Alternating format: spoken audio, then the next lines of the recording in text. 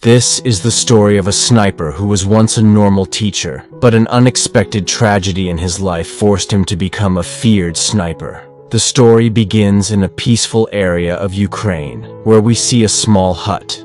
In this hut lives a couple. The husband's name is Mykola, and the wife's name is Naya. Mykola is a dedicated teacher who teaches math to children at a school in his village. He is well liked by all the children except for one, a boy named Ivan. Ivan is rude and never misses an opportunity to humiliate Mykola. Despite this, Mykola doesn't let Ivan's behavior bother him and stays content with his simple, happy life. One day, while Mykola was at school, news broke that Russia had attacked Ukraine, and terrorist attacks were happening in various parts of the country. That evening, when Mykola returned home, he received joyful news. His wife, Naya, was pregnant. Overwhelmed with happiness, the couple celebrated the news together. The next morning, Mykola bid goodbye to his wife and left for work. On his way, he noticed two soldiers on the road but didn't pay much attention to them and rushed to school. Upon arriving, he was shocked to find the school empty. Turning on the TV, he saw breaking news that Russian forces had captured his city. It suddenly dawned on him that the soldiers he saw earlier were from the Russian army. Panicked, he immediately ran back home to check on his wife. When Mykola reached his house, he was horrified to find the same two soldiers brutally assaulting Naya. Desperate to save her, he tried to intervene, but the soldiers beat him mercilessly as well. He pleaded with them not to harm his pregnant wife, but they ignored his cries. After ransacking his house, the soldiers set it on fire. Watching his home engulfed in flames, Naya, filled with rage, picked up a stone and tried to attack the soldiers. This provoked them, and they fired at her. She died on the spot. Mykola, devastated and heartbroken, could only watch as his wife's lifeless body lay before him. Hours later, two Ukrainian soldiers found Mykola in this state. They identified him and helped him dig a grave to bury Naya. With Naya's death, Mykola's world completely collapsed. He had no home, no family, and no will to live for anything except revenge. Determined to avenge his wife's death, he resolved to join the Ukrainian army and kill the soldiers responsible. The soldiers took Mykola to their base. However, their senior officer was suspicious of Mykola, fearing he might be a spy, and initially refused to recruit him. Mykola shared his tragic story and assured the colonel that his sole intention was to free his country by fighting Russian soldiers. Moved by his determination, the colonel decided to give him a chance, and Mykola's training began the following day. Being a civilian, Mykola struggled with the rigorous training. A fellow officer took pity on him and taught him how to assemble and disassemble a gun.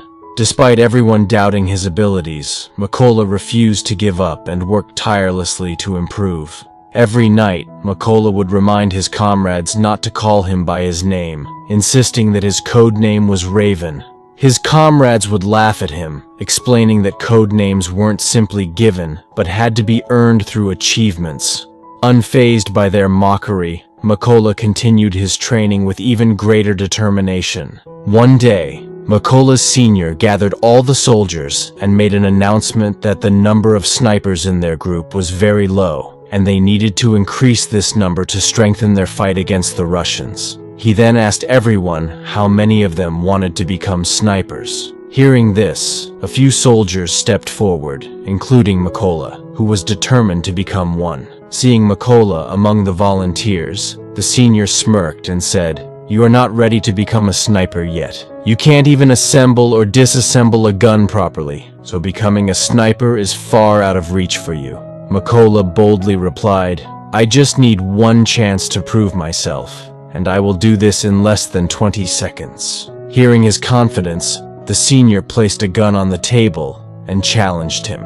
Mykola stepped forward, blindfolded himself, and, to everyone's astonishment, quickly disassembled and reassembled the gun. It took him only 18 seconds to complete the task. Impressed by Makola's speed and skill, everyone in the room applauded him. Seeing his potential, the senior allowed him to join sniper training. However, during training, Makola was given an old model gun, while the other recruits received modern weapons. Makola, feeling the disadvantage, asked his senior for a modern weapon. The senior replied sternly, "If you want that gun, you'll have to prove yourself first." With no other choice, Makola accepted the outdated weapon and continued his training. During one of the sessions, the senior explained, "A sniper must stay completely still, no matter what situation arises, and must always keep their aim on the target." To practice this, the senior fired bullets near the recruits,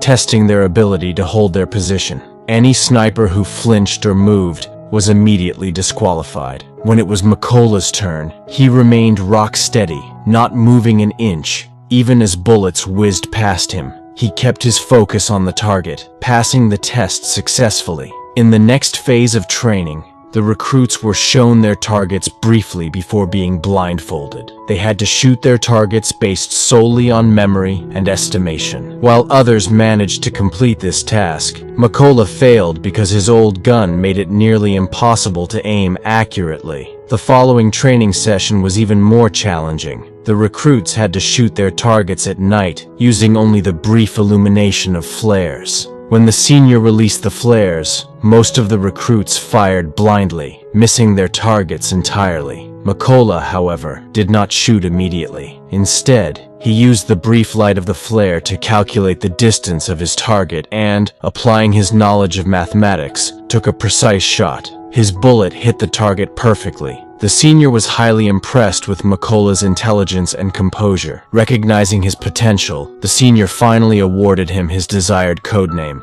Raven. Days turned into weeks, and Makola continued to pour his heart into his training. Finally, the day arrived when the results of their efforts would be revealed. The colonel personally saluted Makola and informed him that he had successfully passed all the tests. A few days later, the colonel approached Makola and instructed him to pack his belongings. They had received intelligence about Russian soldiers capturing a Ukrainian checkpoint, and Makola's team was being sent on a mission to handle it. Makola's team quickly reached the location and took up positions to observe the situation. As they prepared to engage, they noticed a car approaching the checkpoint. The Russian soldiers stopped the car and ordered the passengers to get out. The soldiers inspected their passports and thoroughly searched the vehicle.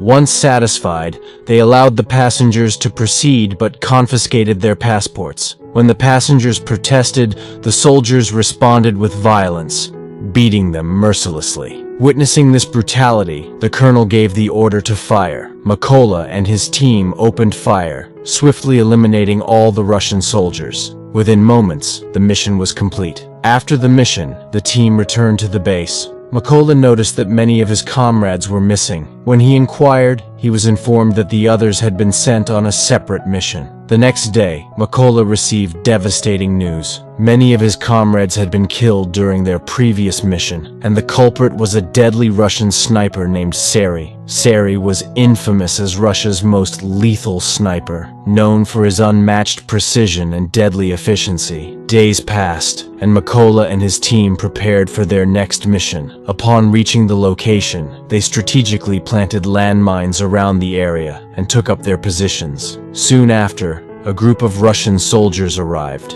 and to Makola's shock, he recognized one of them. It was Ivan. Ivan was the same boy who had troubled Makola during his school days, and now he had joined the Russian army. As Ivan stepped onto one of the landmines, there was a loud explosion, and all the Russian soldiers in the group were killed instantly. Seeing Ivan's fate, Makola felt a twinge of sadness. However, the colonel quickly reassured him, saying, Ivan chose his path by joining the Russian army. His fate was his decision. After completing the mission, the team returned to their base camp. Here, the colonel opened up to Makola, showing him a photo of his family. The colonel revealed that he had 2 daughters, and neither of them knew that their father was a soldier. This moment of vulnerability encouraged Mykola to share his own story. He recounted how brutally the Russian soldiers had killed his wife, and how he had been consumed by the fire of revenge ever since. The next morning, the team left for another crucial mission. They had received intelligence that a convoy of Russian soldiers was going to pass through a specific route. The colonel and Mykola reached the location and took their positions. Soon, 2 Russian soldiers arrived and began waiting for the rest of their team.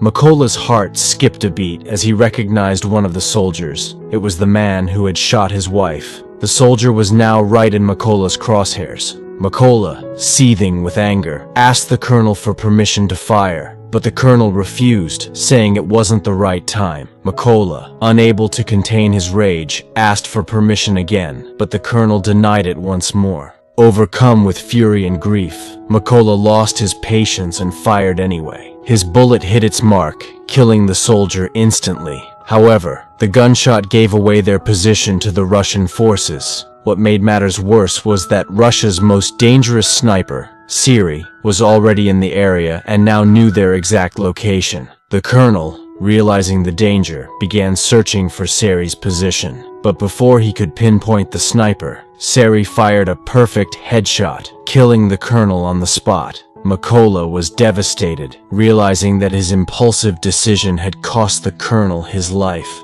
As Russian soldiers began firing heavily in their direction, Mykola knew he had to retreat. He carried the colonel's body and carefully made his way out of enemy territory, eventually reaching the base. Back at the base, Mykola was consumed with guilt and sadness over the colonel's death. He blamed himself for the loss and vowed to kill Siri to avenge the colonel. Soon after, Mykola received information about 2 Russian snipers in the area. Determined to fulfill his promise, he set out on a new mission. Upon reaching the location, Mykola took his position and managed to eliminate one of the snipers. However, during the exchange of fire, Mykola was hit by a bullet. Despite his injury, Mykola refused to give up. Summoning all his strength, he took aim and killed the second sniper. Gravely injured, he retreated to a secret base to recover. During his recovery, Mykola received a call from the army major. The major informed him that they had located Siri, the sniper who had killed the colonel. Mykola returned to his base,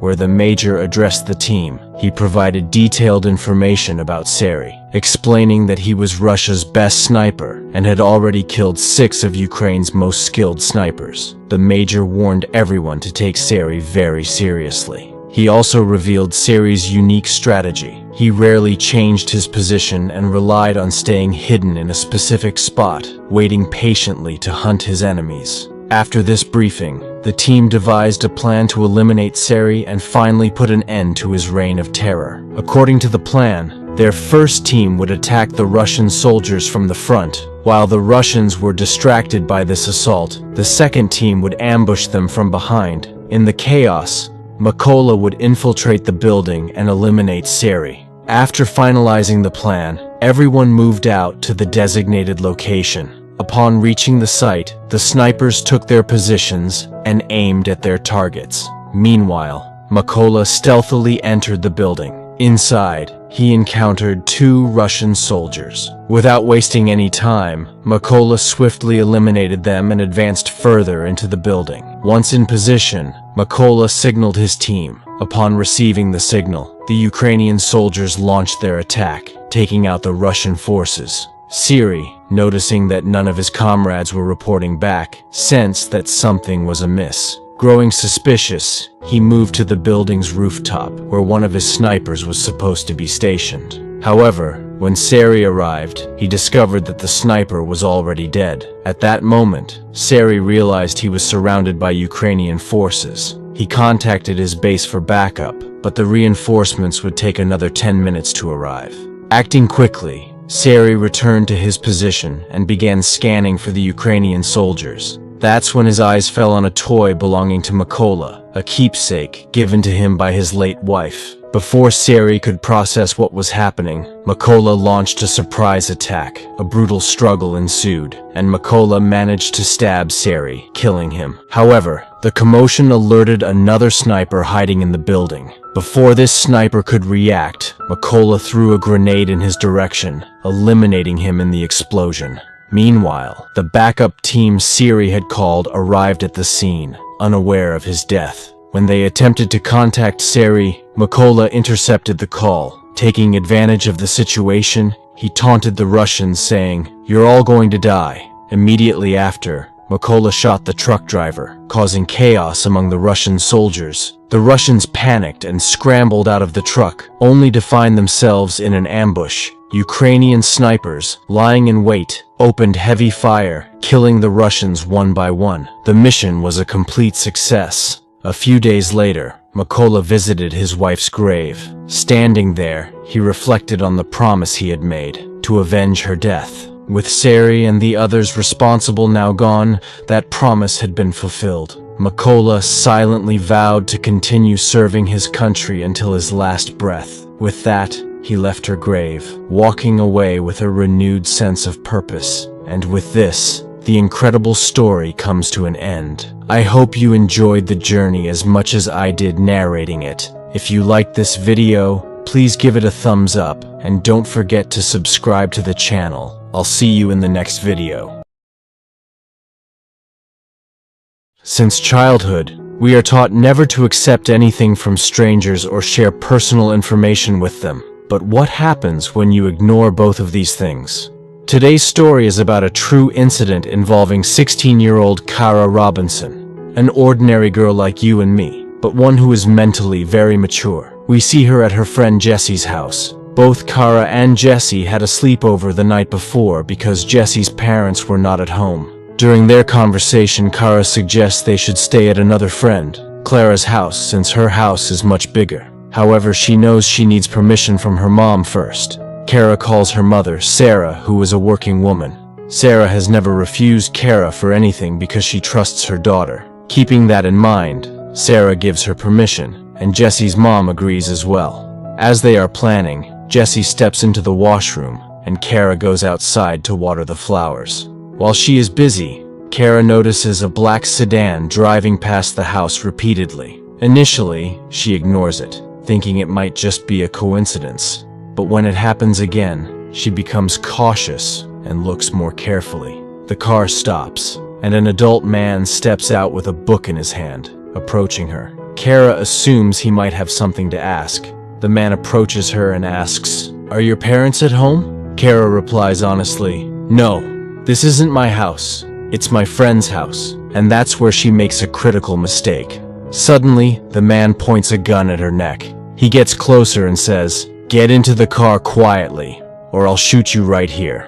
Kara freezes. She silently walks to the car and gets in. She knows that screaming could risk her life, and at that moment, she isn't ready to take that chance. The man drives away, and Kara begins crying silently in the trunk. She doesn't know where she's being taken or what will happen to her. At one point, the car stops near a bridge, and Kara contemplates running away, but fear holds her back. What if he shoots her?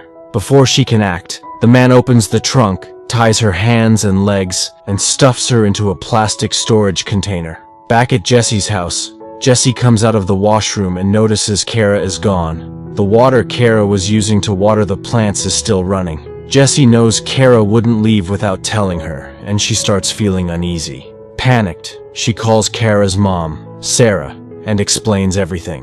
Sarah, without wasting any time, contacts the police. The police arrive at Jesse's house but aren't convinced that Kara has been abducted. They assume she might have run away from home or gone somewhere with a boyfriend. Frustrated, Sarah calls Kara's boyfriend Ryan and asks if Kara is with him. Ryan denies any involvement and insists that Kara would never do something like this. Meanwhile, Kara reaches the man's house. He takes her out of the container and leads her into his bedroom. As Kara enters, she begins observing everything carefully, trying to understand her surroundings. Kara notices that the room is filled with strange and unsettling items, things that could easily be used to harm someone. Soon after, the man sits down with a notebook and starts interrogating her. He demands answers to deeply personal questions: her parents' names, her address, their phone numbers, her level of education, and even if she's a virgin. He even asks for her body measurements. The cruelty in his eyes is evident. His obsession is sickening, especially knowing that Kara is around the same age as his daughter. Despite being horrified, Kara tells him everything he asks, hoping to avoid further harm. The man then coldly states, "From now on, you will obey everything I say. You will call me Mister. If you try to escape or do anything wrong, I will kill you." The man proceeds to violate her in a way that leaves deep emotional wounds that Kara knows she will carry for the rest of her life. When it's over and Kara regains some composure, she begins to notice things in the room. There's a hairbrush with strands of hair on it, and some cream typically used by women. This convinces Kara that another girl lives in this house, but she doesn't know who it is or where she might be. Afterward, the man leads her out to the living room, where he forces her to sit on the sofa and watch adult movies with him. Meanwhile, Kara's mind races. She knows that the longer she stays here, the worse things will get. She begins to observe her surroundings, desperately looking for an opportunity to escape. However, the man shadows her constantly, leaving her with only 2 or 3 minutes of freedom at a time, nowhere near enough time to make a move. Kara realizes she must be strategic. She starts engaging him in conversation, pretending to go along with everything to gain his trust. When she asks for his name, he surprisingly tells her, Johnny. He says he owns a shop, but when she tries to ask about his family, he quickly shuts her down. Johnny is no fool. He knows exactly why she's asking. He warns her, "When I'm done with you, I'll let you go. But I don't know when that will be. And if you go to the police afterward, I'll make sure your mom pays for it. She'll never be able to show her face again." Several hours pass, and Johnny takes Kara back to the bedroom. By now, Kara understands his patterns and begins carefully observing everything about the house. She notices a calendar hanging on the wall with a name scribbled on it, Johnny's family doctor. There's also a marked date 2 days away, labeled Disneyland Return.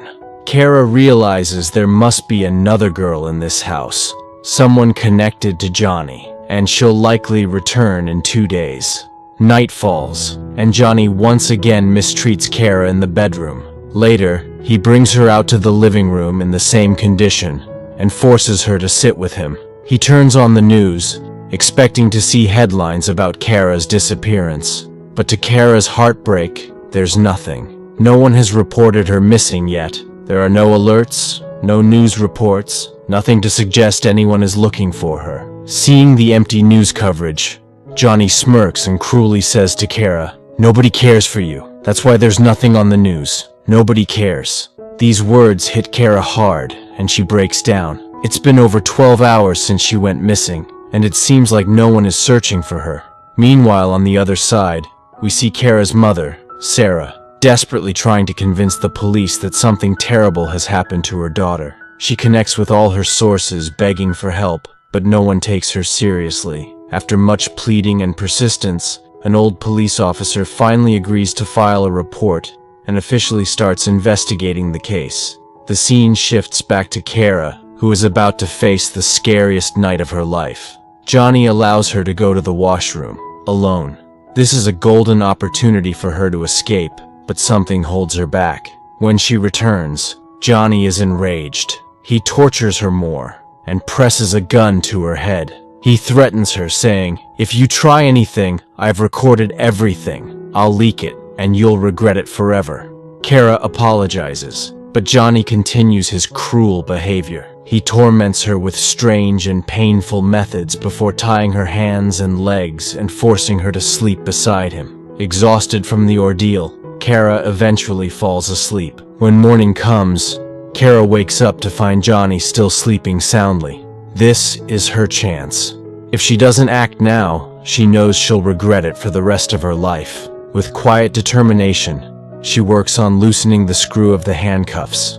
After much effort, she frees her hands and uses them to untie her legs. Now free, her biggest challenge is the main gate, which is bolted shut with a heavy wooden block. Somehow she manages to move the block. The gate finally swings open, and Kara steps out under the open sky. But there's no time to celebrate. Johnny could wake up any moment, and she knows he's deranged enough to shoot her if he sees her escaping. Without wasting a second, Kara runs to the road where she spots a car approaching. She frantically waves it down and begs the people inside for help. They agree to take her to safety. The next scene takes us to the police station, where Kara recounts her horrifying 18-hour ordeal. Frustrated by the lack of urgency, she says, "I've been missing for 18 hours. What are you all doing?"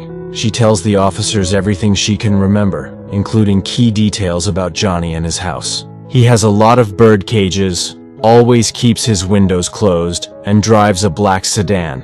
One officer recognizes the description and takes Kara to the house she escaped from. However, as expected, Johnny, whose real name is revealed to be Richard, has already fled. He must have woken up and discovered Kara's escape. Despite his absence, the police searched the house thoroughly. Everything Kara described is there, exactly as she said. The bird cages, the tub, and even the dreaded box Johnny had been so protective of.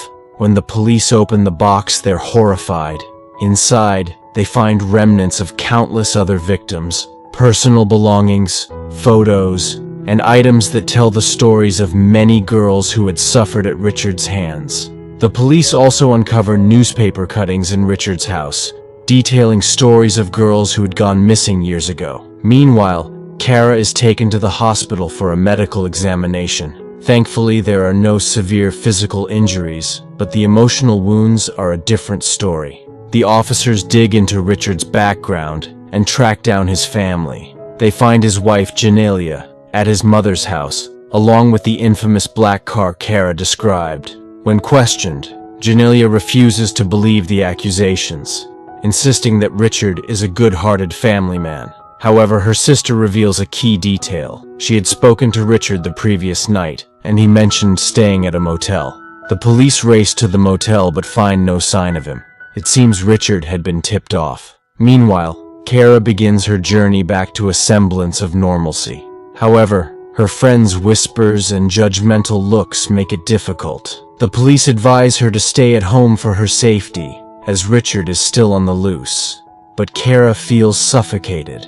The constant reminders of being a victim weigh heavily on her, even though she knows she is a survivor. Meanwhile, the police receive intel that Richard is back in the city. Officers are deployed throughout the area, and after a tense operation, he is finally apprehended. However, instead of facing justice, Richard chooses an easy way out. He takes his own life. Kara isn't satisfied with his escape. She wanted the world to witness his evil, to learn from it, and to ensure no one else would suffer as she had. Friends, this entire story is based on a true incident that happened in America in 2002. How did you like this story? Let us know in the comments below. See you in the next video.